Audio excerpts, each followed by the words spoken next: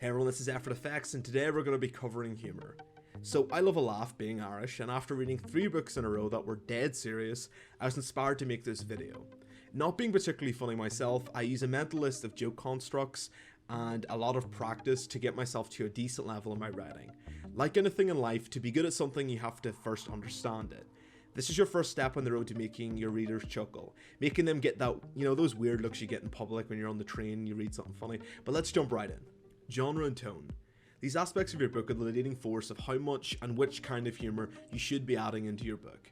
If you're writing a straightforward and narrow genre such as horror, thriller, suspense, humour can ruin the flow of your writing or even destroy built-up tension. If you've been totally serious for most of your book, adding in a chapter filled with jokes just won't work. This isn't to say humour can't be added though, with these kind of tones or genres, but you must be careful and to limit it. Whereas genres such as the satirical genre have almost limitless wiggle room to add in quite a bit of humour. I've created a chart of the most popular genres to present a general ballpark estimate of how much your book should have typically there. Know your reader. When writing humour, you have to understand your reader. If you're writing a YA book, your audience might understand or pick up on jokes about mortgages. Know your reader's life experiences and typical mindset and try to poke jokes they can reasonably resonate with. Types of jokes and examples.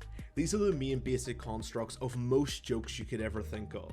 I advise you to think of your characters pulling off these jokes in your world throughout the section. Allow your mind to expand. You'd be surprised how simple things can be funny. The rule of 3. This is done by establishing a pattern then throwing it off with an outlier. 3 is used because it's the minimum number possible to establish a pattern. For example, I enjoy walking on the beach because it's so peaceful. I can listen to the waves, take in the scenery, and enjoy the crushed beer cans underfoot. So listening to the waves is 1, taking in the scenery is 2, and the crushed beer cans is obviously an outlier. This works as the reader expects the third item to describe some aspect of a peaceful beach scene, but it doesn't. Hyperbole or exaggeration. This is the one joke classification to rule them all. The exaggeration of an event or observation is involved in the most humorous writing. As writers, this should be second nature. For example, I could feel myself age as Lucas took half a dynasty to finish his homework. David drank twice his weight in beer and never gained a pound. I almost died of second-hand embarrassment. Not feeling a heart attack coming, I considered ringing up the devil to ask him what was taking so long.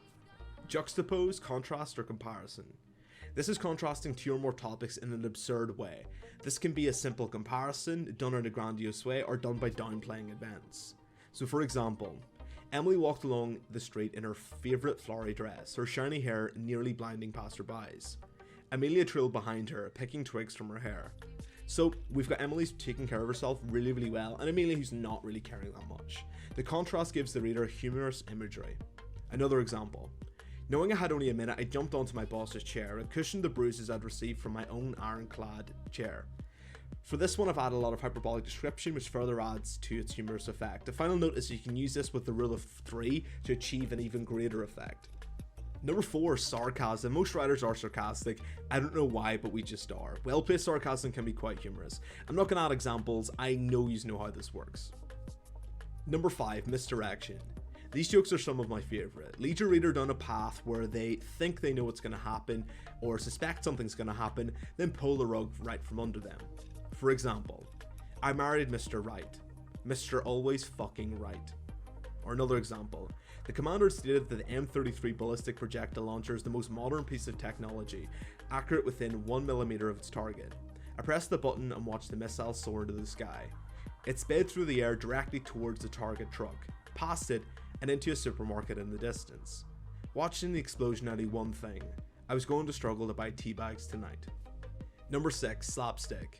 This is comedy which uses mock violence and simulated bodily harm for comedic effect. This is also referred to as physical comedy. It's a little outdated, but used along with other constructs, it can work quite well. For example, behind us Riley's call stopped and replaced with a thud. I turned to see Riley pulling her face out of the muck with a look of disgust. Example number 2, Riley saluted, hitting her head so hard it began to bleed. Both of them are very in your face, very, again, slapsticky, but they can work. Number 7, satirical. This is a use of humour, irony, exaggeration or ridicule to expose and criticise people's stupidity or vices, particularly in the context of contemporary politics and other topical issues. For example, Ellen raved her Hummer and stirred the red light. "It's red, why are you revving up?" I asked. "Because I believe in climate change," Ellen said. "So you believe in it and you're trying to cause rising sea levels?" "Yes," Ellen said. I rolled my eyes. "That doesn't make sense." "It does when your ex-boyfriend lives beside the sea." Climate change isn't a joke, I protested. It's not just rising water levels, but a change in seasons, animal habitations being destroyed, and millions of people could die. I could go on. Ellen raved the engine up, drowning out my words. "Oh, please do." Parody. This is another one of my favourites. Parody-based humour is an imitation of another entity, typically a particular writer, artist, game, or book.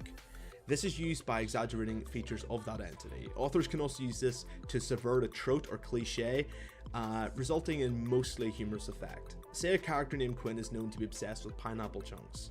Piper walked into the kitchen and watched Quinn drain a pineapple tin. "Look at me, I'm Quinn." Piper held her hair upward. "If I were a pineapple, I'd eat myself." Now, if this was used when she's making fun of her boyfriend who's watching Quinn, whatever. It's really simple stuff. Make fun of another character saying another thing. Now, this isn't used all too often because it's a little lowbrow. Another example of a more popular use of this is making fun of cliches of your genre. We raised our wands at the dark figure who began to speak. "I am Mandalore, master of the wand, killer of worlds, destroyer of lives. My power is beyond your imagination. Your children have no chance against a master level wizard. I have mastered fire magic, water magic, dark, Parala," Lucy yelled. The spell struck Mandalore in the chest, paralysing him instantly. Lucy shook her head. He didn't even have a wand in his hand. It's a shame he didn't master common sense. This plays on monologuing and the typical mini-boss fight trope, and it pokes a little bit of fun at them, and it's a little parody of their normal construction. It's a little bit more funny and used a lot more commonly. Number 9, misplaced focus. This is when attention is focused on an unexpected aspect of something. It's easier to show it in an example. Here's a joke from Bill Engvall, I can never pronounce his name, modified a little bit. "On the 6th tee, I hit the drive of my life, but I knew immediately it was too far off the mark. The ball flew into the air and hit a guy in the head. I immediately felt atrocious until I reached him and seen that he was overreacting. It wasn't a square hit, it just glanced off his head. But there he goes, whipping his car off the freeway. I roll my eyes. There he goes, Mr. Attitude." The focus of the joke should have been on striking the person with the ball and how bad he felt. As a reader, you assume the variables and possibilities. But this type of humour breaks this barrier. It purposely misplaces narration, then gives you a focus on the missing variable, or focusing on a variable that probably isn't important. This works better in dialogue, as it can be obvious when using this in narration. For example, Robert walked into the house and found Cooper in the kitchen. "I have to tell you something, it involves the car," Robert said. Cooper frowned. "What happened?" "I accidentally hit a kid today." Robert raised his hands. "Don't worry, it wasn't serious. Nobody saw me." This joke makes you think he's concerned about the kid he hit, only to reveal the only reason the accident wasn't that serious is because nobody saw him. Dialogue is far greater at using misplaced focus if you don't want to use the unreliable narrator or change your POV or / narration style. And that's it for me for the main joke types and constructs. Let's talk about when to use humour. I've already covered using humour within the correct genre and tone, which should be mostly your guiding principle, but let's get into a little bit more in exact situations it's preferable to use humour. Choose the right scene. A scene in a horror where your MC is being chased by the ghost for the first time isn't a time for humour. In this kind of scene, you want to create suspense and tension. You want to keep that tone to achieve the goal of the scene, to create tension or fear. You should know what you want to add and you want the reader to feel in any given scene. If those scenes would be hurt by humour in any way, don't add them. It really is that simple. Use to relieve tension. If your reader has dealt with 30 pages of heart-pounding action, maybe your next scene after the battle could add a little bit of humour to break up the suspense. Maybe you want to break up the suspense in the middle of those 30 pages with a little break. A one-off humorous comment can give your readers a little bit of relief. As long as the joke doesn't break the feeling you want your reader to have, it's pretty fair game. Characterization and connections. Jokes are a great way to make friends in real life, so why not add them into characterizations and connections between your characters? A character's humour can say a lot about them. Bouncing jokes off characters is a great way to create a believable friendship and make your characters more 3D. So in a scene where you want characters to get to know each other, let their humour go. Due to this, I personally add most of my humour and jokes in dialogue, but this is my personal style and everyone will push a little bit more or less. Implementation. Let's talk about tips on ensuring your implemented jokes are flow well. Appropriate wording. The wording you should use should carry a light tone. For example, say a character was cutting themselves a lot when shaving for the first time. Avoid saying things like, he sliced into his cheek, blood streamed down his face. Instead, write nick their cheek and say small marks covered his face as though he had chicken pox. Comic relief. A comic relief who spends the entire book cracking jokes gets boring pretty quickly. And not only do they typically not have any depth, they become predictable. Funny people can have personalities in real life, so why isn't your book the same? Diversify your comic relief and allow them to be serious, and allow them to make a joke for an entire scene, or not make a joke for an entire scene. Make them take and have real life feelings and insecurities. Make them actually be a real person. Your reader will thank you. Don't rely on one character for humour. I have a comic relief who is funny, but he's not the only one. A lot of my characters are funny too. Not only is having a single comic relief character taking away the ability for your characters to bounce off each other, you're limiting the jokes you can make. Your other characters will have different types of jokes and experiences, giving a broader range to your humour.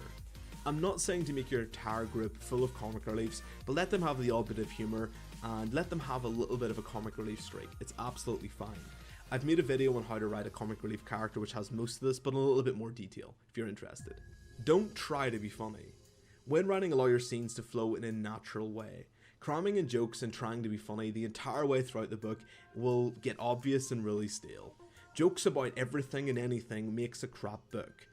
There's no pressure really to add humour. Some chapters will be very serious to the point where the MC and his group just will have to move ass.